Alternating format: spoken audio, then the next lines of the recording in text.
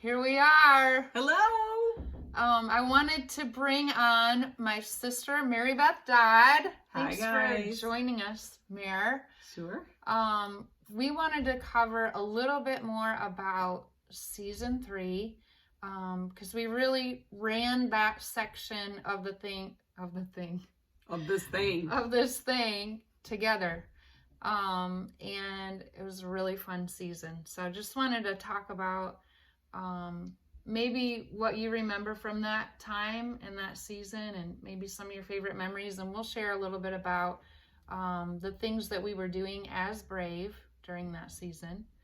Because I feel like that was really sort of a ramping up season in a lot of ways that kind of catapulted us into lots of different things. Mm-hmm. We went from just doing the meetings, which is really all we did previous, to expanding into a lot of other areas. Mm-hmm.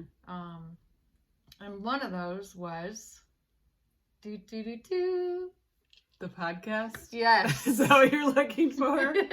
Yeah, I mean, when you were saying that, I was just thinking, I feel like there was hours and hours of brainstorming that went into that time. You know, we had just moved here, and we just spent so many hours around your kitchen table talking about like what was possible. But I don't even think we were like, ooh, let's start a podcast. It was like, ooh, there's all these needs. You know, there's a need for women who feel alone in ministry, in music ministry, and women who feel alone in writing. And we were putting it all together because I think for the first time you and I were in the same room more, and we each had our careers, but we had never been able to work together in any way. And so I don't know, I just remember us like, the podcast came out of us thinking, how could we quickly meet a need that's out there where people feel alone and they could just hear from somebody else and be like, oh my gosh, there's another one. Yeah. You know? I'm not the only one. And it didn't matter where they were located. Mm-hmm. And so in that way, we expanded really for the first time outside of this region. So that was a big deal. And I remember sitting around the table and thinking about, what are we going to name it? What are we going to name it? You remember that? Yeah. And I just remember scribbling on a lot of notebook pages. And somehow I just remember the name Brave came up. Yeah, it was one of many. I mean, we had a lot of things that we wrote down. Do you remember what some of the other ones were? I wish I could. I think I have some of my notes somewhere, but I was trying to think of that on the way here, actually. Some of the other things that we talked about. Yeah. And I can't now because I feel like once that came out, it wasn't long before it rose to the surface. And I think our biggest thing was like, let's just make sure it's not too Disney movie. Yeah, that's And then I remember the conversation was like, why does it have to be brave? Why do we have to be brave? And I think we've even done podcasts about that where we talked about we have to be brave because it is not easy to be a woman in ministry, in, you know, music, in worship leading, in songwriting, in the industry. Like we just realized like there are challenges that are that come along with that. And so it does take bravery. Yeah. It does take you know, you pushing through stuff that's just not easy. Right. Yeah, and I remember just part of that season and part of that conversation was it did expand beyond the podcast. But I mean, we kind of started the podcast. We both launched that together. But then Girls Right Out had been previously going.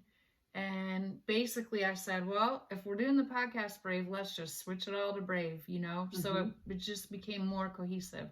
So that's why the name Girls Right Out changed. It came really underneath that umbrella of the name of the podcast, which we knew was going to grow and go outside of our community. Mm-hmm. And that was really the first thing really ever that expanded, but we had more to come. Mm-hmm. And we started a leadership team during that season and really had more regular meetings, sometimes very long leadership meetings. Mm-hmm. I was very pregnant some of those times. I remember. And we were meeting mostly at Gateway, Franklin, which ironically now Maribeth's husband is on staff still at that church. Mm-hmm. So we met a lot at Gateway. We met some at Redemption City a little bit near the end of that season. And we also met at Grace Chapel in Leaper's Fort for one event. But we also launched another new thing during that time. Da, da, da, da. Which was, see if you can guess. Our conference. Yeah, we hosted our first ever Brave Worship Conference. Yeah, that was a big dream. I remember us being like, how in the world could we pull this off? What would it look like? Yeah. What are the things we would want to experience at a conference? Which top of the list was massages. Yes. Yeah, it was just such a special experience, right? I mean, it was just like way beyond going to just a normal conference. I feel like there was so much that people received there, and so many different perspectives. I think that was the other thing. We didn't want it to feel like we were the only ones bringing content. Yeah. And so there was different speakers and different people helping lead worship and breakouts and a worship team. And just, I mean, so many people serving, which really the people who served at that conference kind of grew into being part of the leadership team in many cases. Yeah, that's true. The ones that stepped up, we just felt like that was a great person. It was a natural progression in a lot of ways because they were serving big time. So. And once we got through that first conference, we were all on like such a high. It was so wonderful, so amazing. We wanted to stay in touch with everybody. So you remember we launched Brave Besties, coffee. Yes, that's how we met Rachel Thomas and many other people that we got to see. We did it weekly or I think monthly? We did it weekly for a while, didn't we? Yeah, I hear a lot going on upstairs. That's our kids. Sorry. But and Amanda, I think we met through Facebook ads for the conference. Rachel found us for the Brave Besties through Facebook ads. So it's crazy. And now they both live here, which is ironic. But yeah, that was our first coffees. It was online. It was, again, another way we were going outside of our community and reaching people where they were, which was what the heart of it all was. How many people do you think we had participating in Brave at that time during that season? I mean, maybe on the whole list, maybe like 100. Does that sound about right? Probably. I think we had about 40 attendees at the conference. Brave Besties, people who continued with that process, maybe like 25 that were semi-regular. And then, but I would say like the actual monthly meetings, which were originally Girls Ride Out, those really continued to stay really strong. I mean, I remember times when we could barely squeeze everybody in to that church house and, having 30, 40 people just on the regular monthly meetings. And one of my favorite memories was having one meeting. We had somebody drive in from Ohio. We had someone fly in from, I think it was Wyoming. Yes, I remember that. And there was one other state, at least Indiana for sure. Yeah. All over the place. And we were just like, what are you doing here? Like, why are you here? Who are you? We hope we have a good enough night plan for this because this is incredible. And it was just really, I think that was eye-opening where we were like, we knew this was a need because we had felt it. But then to be able to see how much of a need and the great lengths people would go to connect with it was astounding. That part was just surprising. We didn't see it coming. We had no idea. And that made the coffees really cool too because it was a connect place for people to really be able to do that. And then also the Facebook group came from the Brave Besties, right? The community that has continued where people can really grow that way too online. So. Yeah, and we ended up, I think at one point we had like 500 listeners on our podcast at that point. We had all kinds of crazy podcast interviews and some really heartfelt ones and a lot of educational ones too. And some funny ones. Really just funny. Different funny things that just, you never know what might happen. Like when we called Coffee and Coconuts live to see if they had our muffins that day. Oh man, those things were so good. They were so good. Strawberry gluten-free muffins. Yes. When you're gluten-free, it's just rare to find a good muffin. That's true. Oh man. It was so fun. I think one of our biggest mountains, during that season was planning the trip to Scotland, which was crazy. It's a big deal. We planned, I remember connecting with Ray and Denise Hughes and deciding to do that trip and having to tell my husband that I committed to at least 13 people going. And so then we had to figure all that out. We did online auctions. I think we did a Chick-fil-A fundraiser that raised $72, which we spent more than that with all of our families eating dinner that night. But that was another way that we grew, and that was an international way that we grew. So I think at that point, there was a bigger growth, and I think people just really, we grew as a family. Like, we grew in connection, we grew in relationship, and honestly, it's really those relationships from that season, I know will be lifelong relationships, it grew legs, and and roots during that time, where it was like, with each event and each experience, because it wasn't just like a conference or a trip. Yes, it was like spiritual growth during that time. It was creativity coming out like crazy, great songs, and just so many things happening. And then people also being like vulnerable, right? For maybe the first time, and saying like, hey, here's my experience. This is what I've been through so far in life, in ministry. And being able to really create that community where people are connecting and helping to support one another as well. Yes. And then when we got back from Scotland, I started to write the mentorship program right after that. And you were a part of that too. But they were asking for more information about writing songs. And so I would write a week, and then everybody would come. And again, we had people flying in from 3 states once a week to come to those meetings, which was crazy. Or every other week, some of them. But that, I wrote a week, and then teach a week. We went through 8 weeks. And that really laid the foundation for our resources arm of things now. Like, that was the very first resource that we ever put out. And so I think it was a season of tremendous growth. I don't think we've had a season of growth like that season. Like, that was where we grew from infant to teenager, like all in one, really fast. Well, what I love about it too is when you think about like an online resource that's offered online, it's so cool when the way that it was founded was by actually getting in person, and really, like, it was written, like she said, she wrote it week by week. So it was like, I remember you spent hours and hours creating that, and not just that, but you go back to the years of experience that it took for you to be able to spend those hours to write it, but it was all done in person. So there was time to like work out kinks, or see how this, how does this work? And then now there's been plenty of time as well to test it online, and to translate it just to fully being online. So. Yes.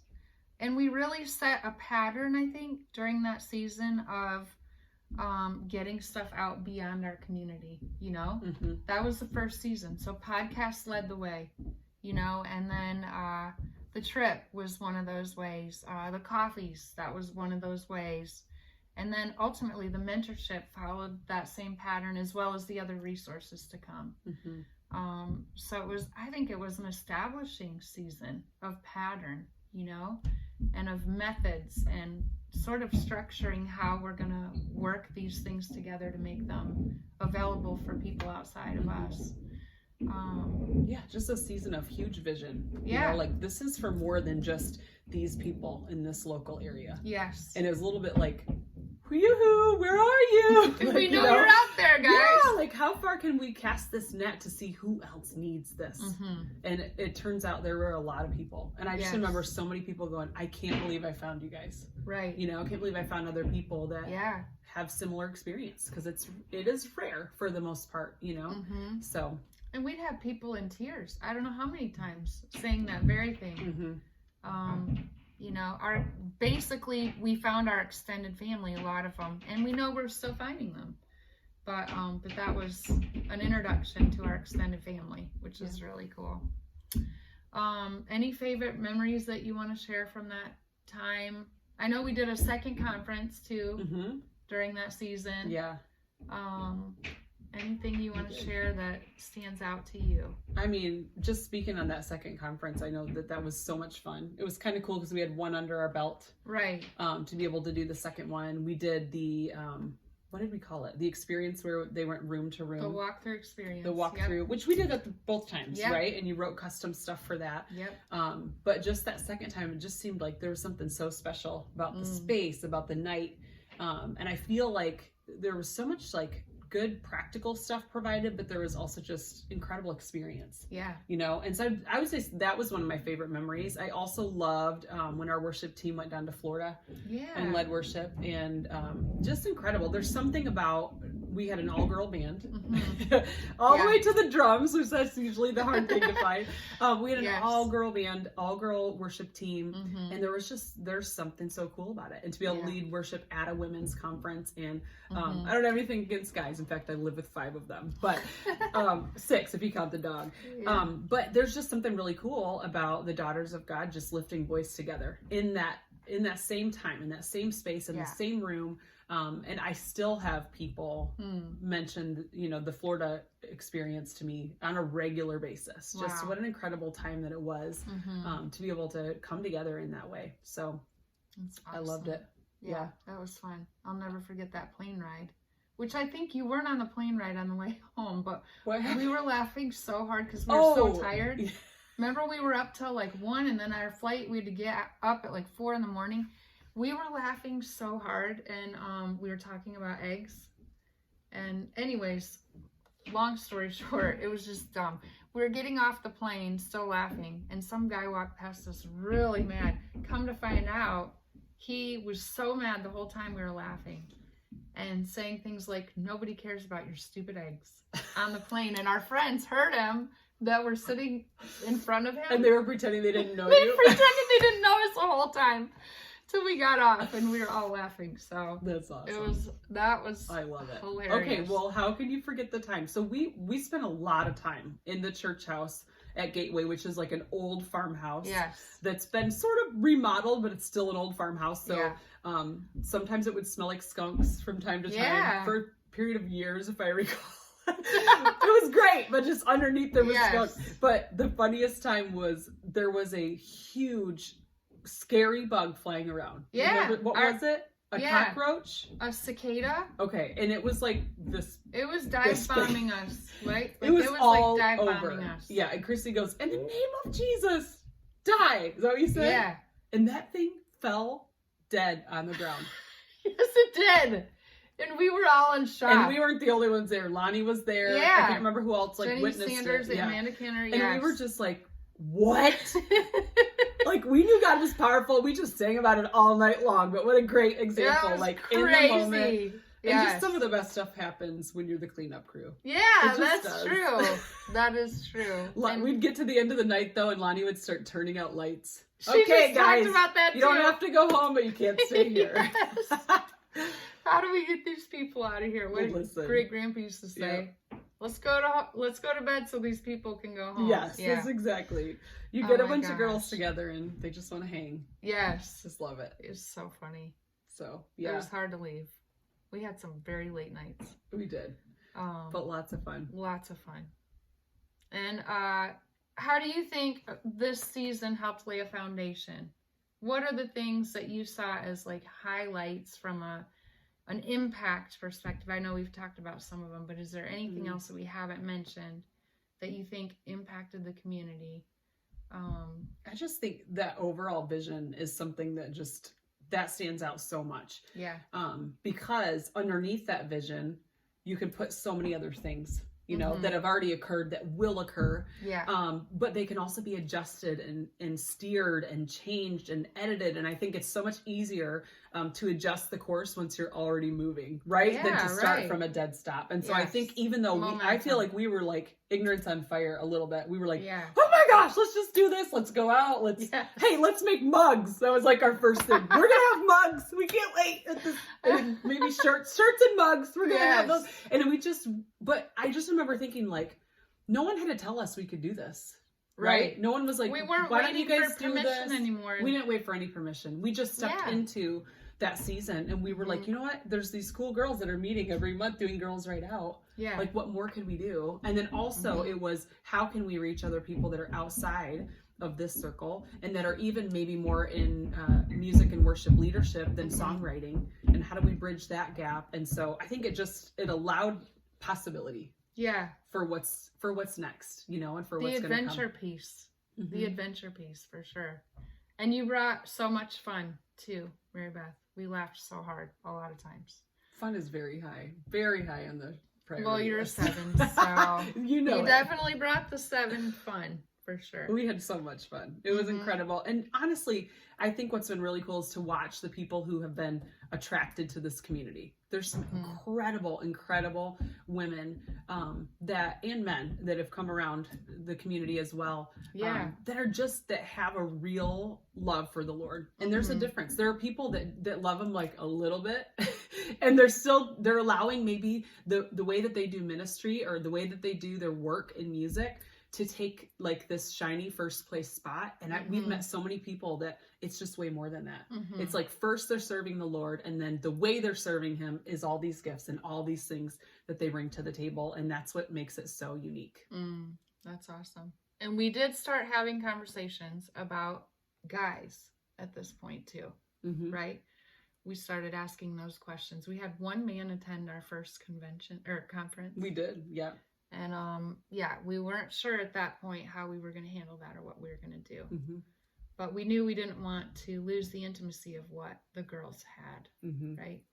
Yeah. And I think that came out of men asking. That wasn't us going, what could we do for men necessarily in the beginning? It was the guys going, I wish I had something like you go to a co-write and you'd be like, man, I'm so jealous. I wish I had a community like that. Right. I wish somebody cared in the way that you guys are caring for these people for me. Yes. And so I think that was a lot of where that came from. Just going, okay, what are the ways that we can impact that with the what we have left of strength and resources and, and those kinds of things. And so I think it was a good start to a conversation for real. Yeah. Well, thank you so much, Maribeth, for all that you did, all you've poured into this foundation, for the hours and hours of podcasting, conference planning, leadership meetings, and just for carrying the torch, through that season and laying that foundation for what's still happening today. What you poured in has a long-lasting impact, and we will always be thankful. Thank you. I loved it. We definitely had so much fun. I miss sitting in this podcast room. Yeah. So we'll have to get some stuff on the books. I will sometime.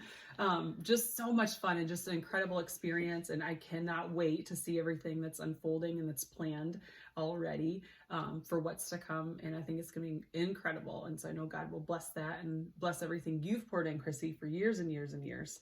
And just countless hours and nights praying and, just the fact that you've been so open-handed with your experience and your resources in a way that so many people have been able to grab hold of that. And that's just an incredible thing. So thanks, sis. Yeah.